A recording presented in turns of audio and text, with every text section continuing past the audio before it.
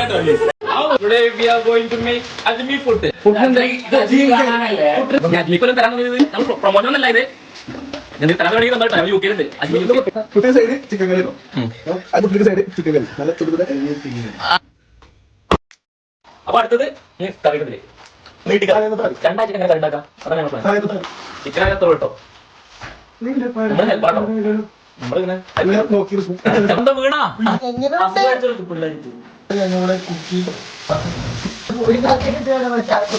അതിൽ ഇവിടെ ബൂസ്റ്റാർ കുടിക്കില്ല. ബൂസ്റ്റ് പൊടി എന്നിട്ട് പോവാ.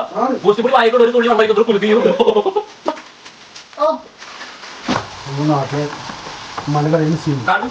മസാല മല്ലിപ്പൊടി ചിക്കൻ മസാല. പുട്ടിന്റെ അടപ്പ് ചൂടുണ്ട്. അപ്പൊ അങ്ങനെ നമ്മൾ ഇത്ര നേരം കാത്തിരുന്ന അജ്മി പുട്ടന്റെ ചിക്കൻ കറി. അപ്പൊ നമുക്ക് ആദ്യം ഒരു കുറ്റി പുട്ടെടുക്കാം. അതിലേക്ക് പോയില്ലേ നോയേ